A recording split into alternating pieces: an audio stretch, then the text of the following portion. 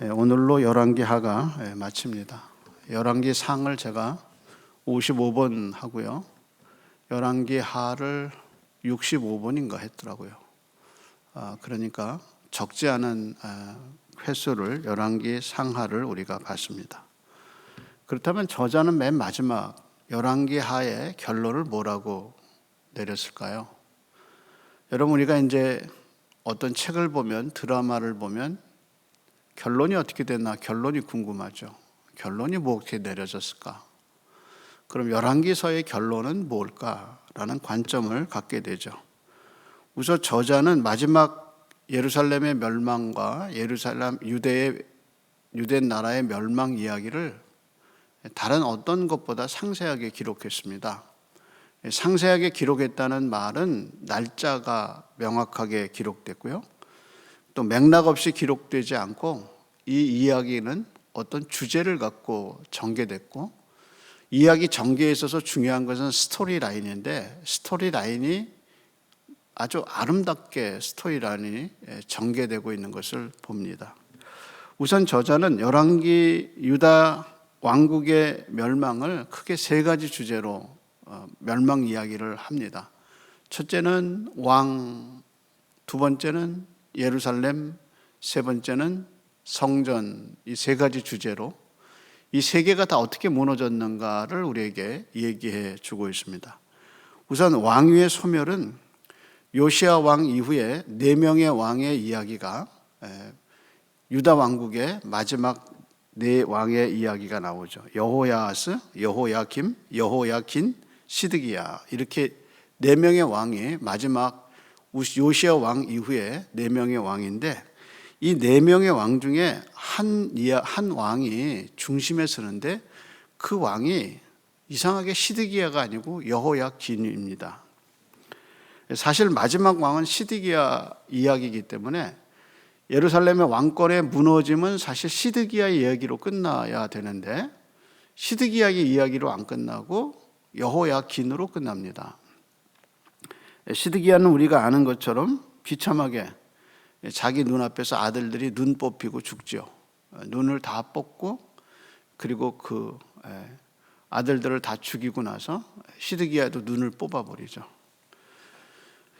그래서 눈이 뽑히고 난 다음에 이제 쇠사슬로 묶여가지고 예루살렘에서 바벨론으로 끌려가죠.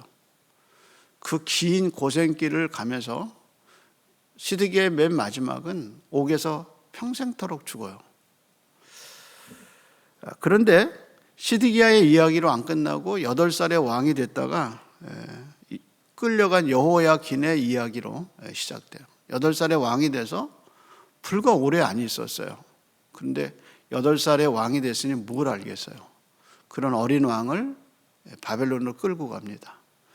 근데 그 어린 왕의 이야기가 예루살렘, 유다 맨 마지막에 이야기로 시드기야, 여호야긴이 등장한다는 겁니다. 이 이야기는 이제 나중에 설교 말미에서 보게 될 겁니다. 왕권의 무너짐, 두 번째는 예루살렘 성의 무너짐을, 그래서 수도가 망했다는 것은 아주 철저하게 바벨론 군사들이 그 성벽을 완전히 무너뜨려버리고 불태워버리는, 그렇게 하면서 수도가 완전히 망했다는 사실을 우리에게 알려주고요. 그 다음에 성전이 무너지는 것은 제사장의 죽음으로 나타나죠. 제사장들이 다 대제사장, 부제사장, 성전 경비, 이 성전에서 가장 중요한 기능을 하는 사람들이 끌려가서 죽어요. 그러면서 성전에 더 이상 제사를 드릴 사람이 없어요. 장소만 없는 게 아니라 제사를 드릴 제사장들이 사라졌다라는 걸 보여주죠.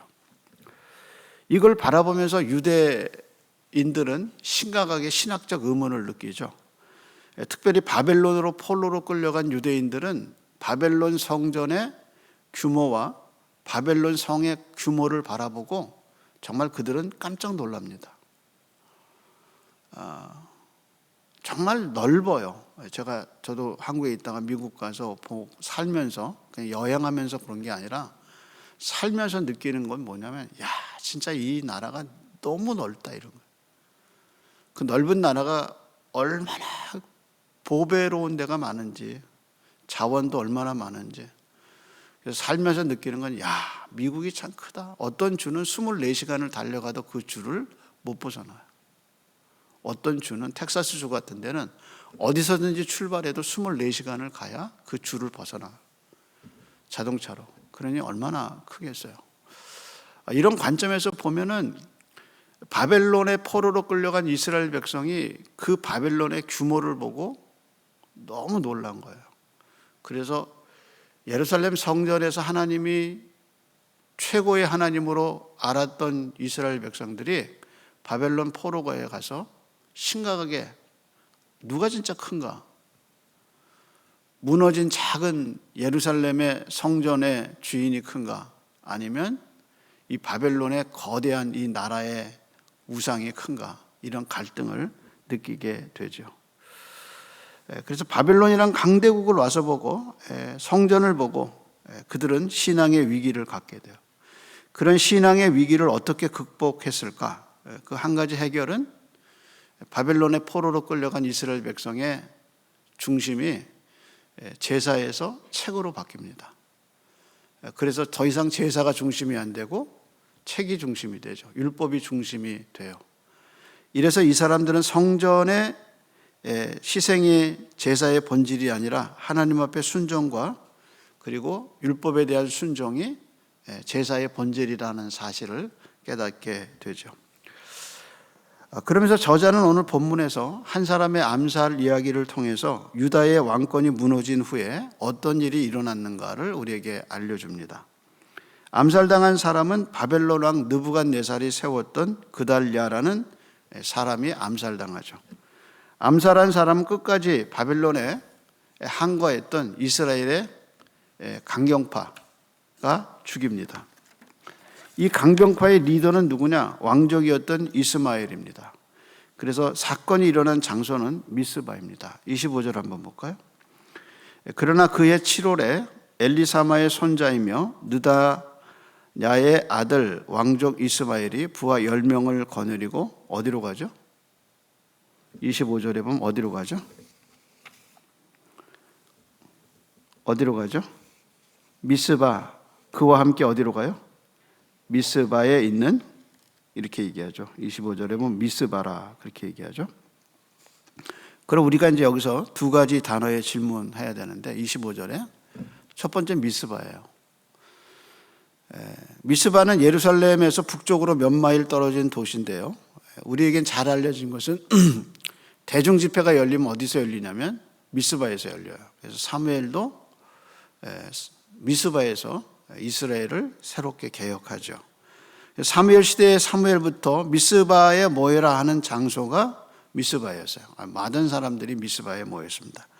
그렇다면 왜 바벨론의 왕에 의해서 유다의 총독이 된 그달리아가 예루살렘이 아니라 미스바에서 총독일을 봤을까 하는 거죠. 그것은 예루살렘이 망했기 때문이에요. 예루살렘이 철저하게 성벽이 무너지고 거기 있는 모든 귀인들의 집과 일반 집들이 다 불태웠어요. 그러니까 사물을 볼 수 있는 집이 없고 관공서가 없는 겁니다. 그러니까 완전히 무너졌어요. 그래서 어떻게 했냐? 미스바에 갈 수밖에 없어요. 그래서 이 당시 왕권이 무너지고 나서 예루살렘이 무너지고 나서 그 행정 수도가 어디로 옮겼느냐? 미스바로 옮긴 거예요. 그래서 총독이 미스바에 있으면서 사람들이 미스바로 몰려들기 시작했죠. 그것이 이제 23절이 얘기하고 있죠. 23절에 보면 모든 군대 지휘관과 그를 따르는 자가 바벨론 왕이 그달랴를 지도자로 삼았담을 듣고 이에 지도자들이 모여요. 그래서 그다냐의 아들 이스마엘과 가레야의 아들 요하난과 느도바 사람 단 후벳의 아들 스라야와 마아가 사람의 아들 야하사니야 그를 따르는 사람이 모두 미스바에 가서 그달랴에게 나가매 이렇게 얘기하죠.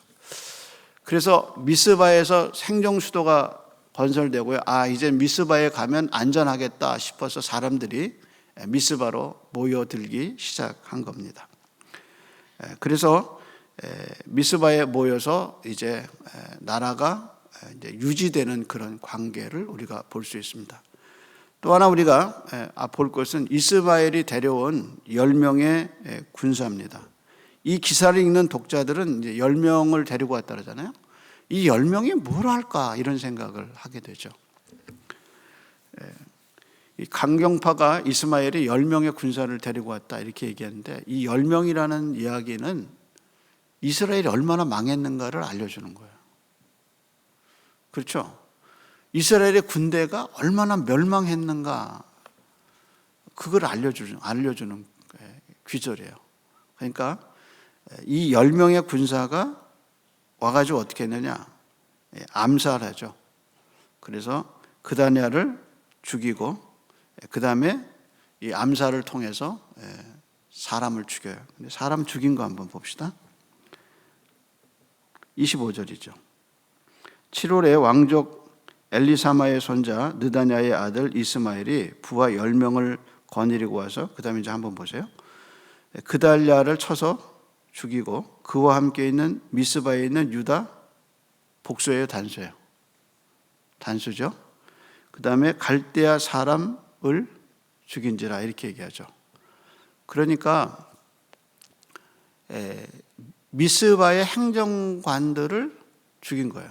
그달랴를 죽이고 그를 도와주는 갈대아 사람을 죽이고 또 그와 함께 있었던 유다 사람을 죽여서 이 10명의 군사가 이 암살을 해서 지도부를 죽인 거로 생각합니다. 그렇게 결과가 어떻게 되느냐, 사람들이 다 애굽으로 피신해요. 왜냐하면 왜 애굽으로 피신하냐, 지금 여기 있는 이 그달랴를 누가 세웠냐면 바벨론 왕이 세웠거든요. 근데 바벨론이 왕이 세운 그 총독을 죽이고, 그랬으니 여기 있는 사람들이 바벨론 편이냐 아니냐가 관계없어요. 이게 성 자체, 미스바 자체가 이제 흔들리게 생겼어요. 바벨론이 쳐들어와 가지고 미스바에 있는 모든 사람을 죽이게 생긴 형국이 됐단 말이에요. 왜냐하면 이렇게 죽였으니까, 암살시켰으니까. 그래서 어떻게 했느냐, 이 사람들이 다 어디로 도망가냐면 애굽으로 도망가요. 한번 볼까요? 26절입니다. 노소를 막론하고 백성과 군대 장관들이 다 일어나 어디로 도망가요? 애굽으로 도망갔다. 왜 도망갔냐면 갈대아 사람이 두려워했다. 그런데요, 갈대아 사람을 두려워했는데 이 갈대아 사람들에 대한 메시지를 그달랴가 얘기를 해요. 죽기 전에. 24절 한번 보세요. 근데 이 24절의 메시지가 예레미야의 메시지하고 동일해요. 한번 볼까요? 24절은 그달랴가 그들과 그를 따르는 군사들에게 맹세하여 이르되 너희는 갈대아인 섬기기를 두려워하지 말고 이 땅에 살며 바벨론 왕을 섬기라. 그리하면 너희가 어떻게 해요? 평안하리라. 근데 이거를 말한 사람이 누구예요? 예레미야예요, 예레미야. 그러니까 예레미야는 그의 메시지는 평생토록 바벨론에 순종하라는 거예요. 그럼 너희가 살 거라는 거예요. 그런데 바벨론을 거역했거든요. 시드기야가 바벨론 예레미야의 말을 안 듣고 마지막까지 한 거였어요. 그래서 완전히 나라가 망했어요. 그래서 이제 남아있는 자들에게 똑같이 그달랴가 한 얘기가 뭐냐, 예레미야의 메시지를 똑같이 전한 거예요. 근데 결국은 어떻게 되죠? 이 사람들이 어디로 가죠? 애굽으로 가는 거예요. 애굽으로. 그러니까 바벨론에게 가지 않고 애굽으로 가는 이스라엘 백성의 이 행렬을 보면서 이 백성이 얼마나 하나님의 말씀을 안 들었는가 하는 것을 우리에게 역설적으로 보여주는 거예요. 이 사람들이 다 애굽으로 가요. 그래서 하나님의 나라라는 책을 쓴 빌 브라이트 박사가 유다 멸망 이후에 바벨론 포로와 애굽으로 포로 간 이민자들을 연구하면서 바벨론으로 포로 끌려간 사람의 숫자와 애굽으로 스스로 간 사람의 숫자를 비교할 수 없다고 했어요. 그는 이렇게 말했어요. 죽음과 포로를 면했던 유대인들 가운데 대부분이 그들이 황폐해진 조국을 떠나서 다른 지역에서 살 길을 찾았다. 애굽으로 향하는 이민객들의 행렬은 엄청났다. 예레미야가 살았던 시대의 초기에 이미 상당수의 많은 유대인들이 애굽에 있었다. 급기야 해외에 사는 유대인들의 수가 본국에 사는 유대인의 수를 넘었다.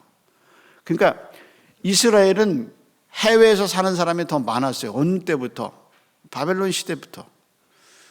그래서 애굽으로 간 사람이 상당히 많았는데 지금 이 백성이 또 애굽을 향해서 가고 있어요. 그래서 나중에 이 백성이 어떻게 됐냐? 바벨론이 애굽을 침범하면서 이 백성들이 다 죽어요. 이런 관점에서 보면 이 애굽으로 가는 이 행렬이 보여주는 또 다른 모습은 이 백성이 그렇게 말을 안 듣는다는 거예요. 그래서 선지자 예레미야가 마지막 때까지 너희는 애굽을 가지 말고 바벨론으로 가라 그렇게 얘기했는데 그 끝까지 바벨론을 버리고 애굽으로 가죠. 근데 소망은요, 애굽으로 간 사람에게서 일어나지 않아요. 소망은 어디서 일어나느냐? 바벨론에 간 사람들에게서 소망이 일어납니다. 그래서 나중에 고레스 칙령에 의해서 바벨론의 포로로 갔던 사람들 가운데서 리더들이 일어나서 바벨론에서 사람들이 들어오죠. 그래서 국가를 재건한 인재들이 애굽에서 일어나지 않아요. 애굽은 완전히 망했어요. 그래서 10지파는 사라졌어요. 유다와 베냐민만 애굽으로 간 이 지파들이 다시 들어오게 되죠. 이런 관점에서 결국은 하나님의 말씀대로 따라간 사람들이 결국에 하나님의 역사를 일으키는 것을 우리가 볼 수 있습니다. 그래서 그 사건의 전조를 보여준 바벨론에서 하나님의 소망이 일어난다는 전조를 보여준 사건이 뭐냐면 포로로 8살에 끌려간 여호야긴이 복귀되는 장면이에요. 그래서 27절에 보면 여호야긴이 포로로 잡혀간 지 몇 년이 됐던 애예요. 37년이에요. 그럼 생각해보세요. 8살에 끌려가서요. 37년이면 몇 살이죠? 45. 그렇죠. 45세 감옥에서 나와요. 근데 한번 생각해보세요. 37년을 감옥에 있었는데 바벨론 느부갓네살이 죽고 또 다른 왕이 올라와서 제일 먼저 한 일이 뭐냐? 원년에 제일 먼저 한 일이 뭐냐면 여호야긴을 감옥에서 나오게 한 거예요. 그리고 다른 포도로 잡혀오는 왕들 중에서 최고의 대접을 하고 그를 대접해줘요. 이게 왜 소망적인 사건이냐? 이게 왜 그러면 소망적인 사건이냐? 그 이유는 여호야긴이라는 단어가 예수님의 족보에 나와요. 마태는 예수님의 족보를 기록한 마태복음 1장에서 우리가 이해하기 쉽게 이 족보를 42대로 나눠요. 그래서 첫 번째는 아브라함에서 다윗까지 14대로 나누고요. 다윗에서 바벨론 이주까지 14대를 나눠요. 바벨론 이주에서 다시 14대에서 이걸 나눠요. 그런데 그 바벨론 포로 이후에 여호야긴이라는 이름이 2번 나와요. 그런데 여호야긴이 뭐로 나오냐면 여고냐로 나와요. 여고냐. 그래서 11절에 1장 11절에 이렇게 나와요. 요시야는 바벨론으로 잡혀갈 무렵 여고냐와 그의 형제를 낳았고 바벨론에 잡혀나곤에 여호야는 스알디엘은 스룹바벨을 낳았더라. 이렇게 나와요. 그러니까 이스라엘의 바벨론에서 포로로 올 때 스룹바벨이 제일 먼저 오거든요. 근데 그 스룹바벨이 그 할아버지가 누구냐? 그게 바로 여호야긴, 다시 말해서 여고냐가 할아버지가 돼요. 그래서 여고냐는 스알디엘을 낳고 스알디엘은 스룹바벨을 낳았다.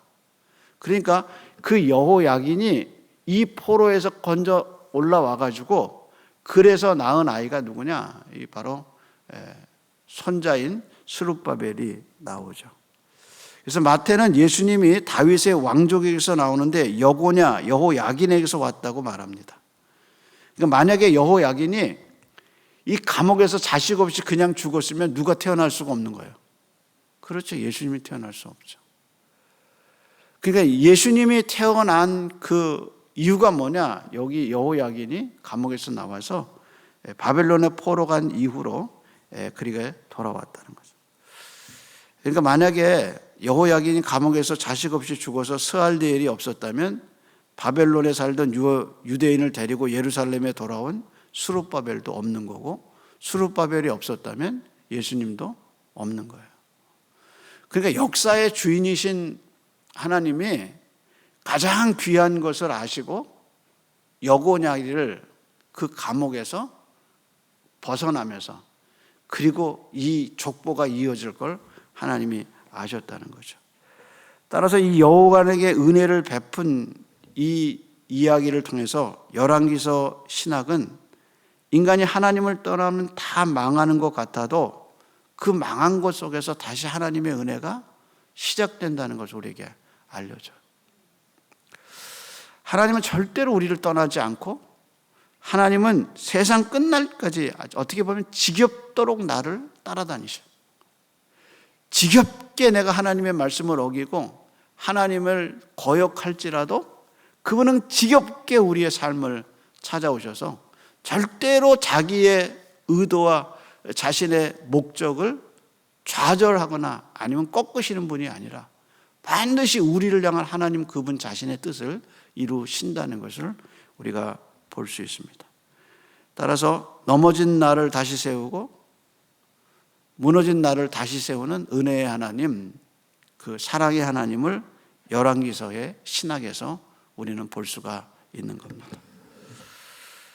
그래서 이 신학의 그림자라면 열왕기서의 이 여호야긴을 세워서 그를 은혜를 베푸는 그 하나님의 역사의 은혜를 우리가 안다면 신약에서는 사랑의 본질이신 갈보리에서 우리는 더 확실하게 하나님의 사랑을 배울 수 있습니다.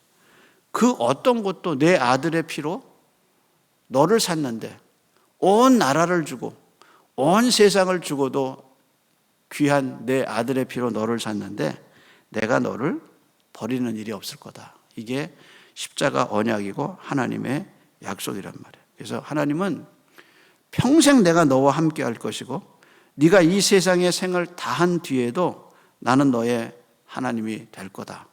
이게 하나님의 사랑이라는 말입니다. 그래서 저자는 이 책의 마지막을 율법의 정신으로 끝나지 않아. 율법의 정신이 뭐예요? 네가 잘못했으니까 벌 받아야 된다. 이게 율법이란 말이에요. 이스라엘이 잘못했잖아요. 이스라엘이 이렇게 잘못했잖아요. 그러니까 율법의 정신으로 하면 이스라엘이 다 망해야 하는 거죠.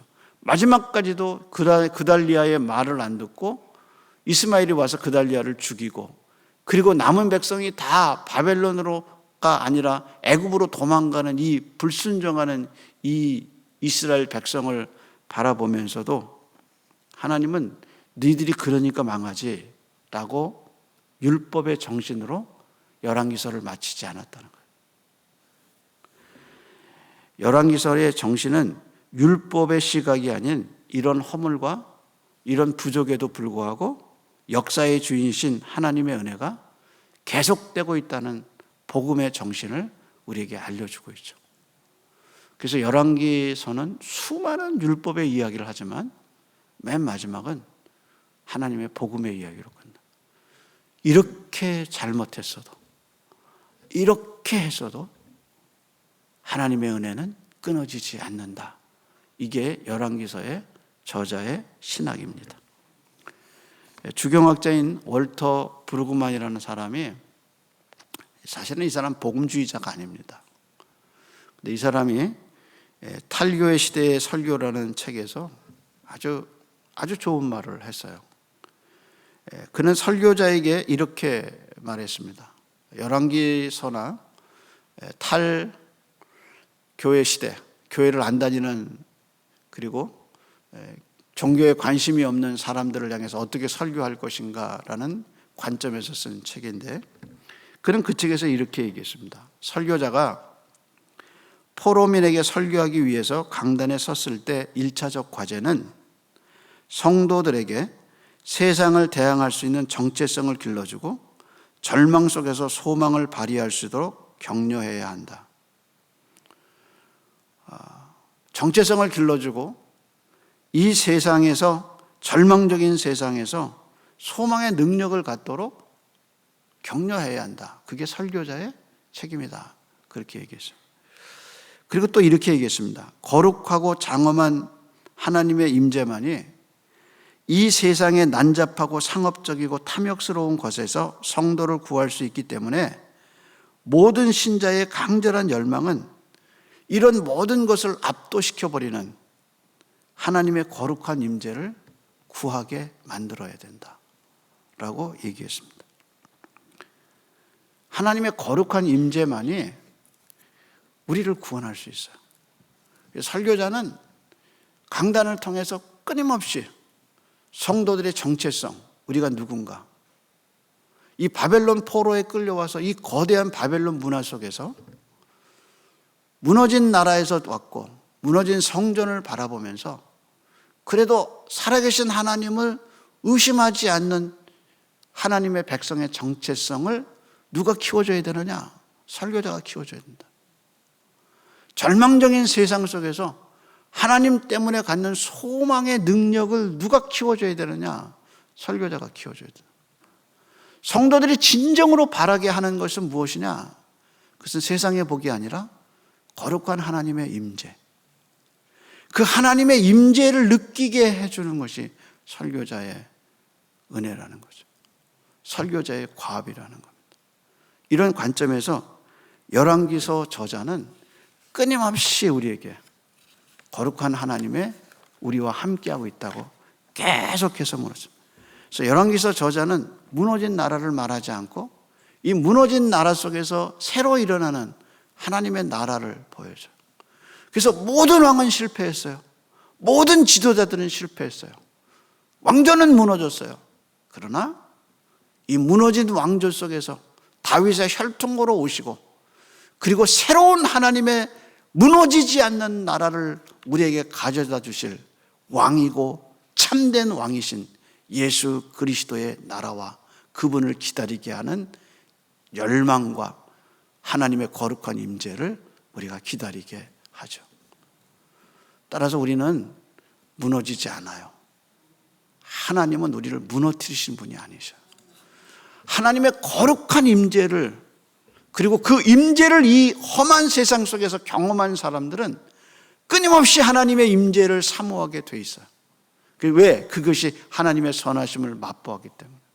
진짜 영광을 본 사람은 가짜 영광에 휘둘리지 아니하고 하나님의 진정한 은혜를 맛본 사람은 세상의 것에 그렇게 열목매이지 않는다는 거죠.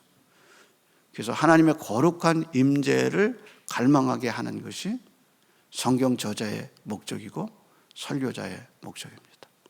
이런 관점에서 성경은 끊임없이 우리에게 하나님의 위대하심과 하나님의 선하심을 가르쳐 주죠.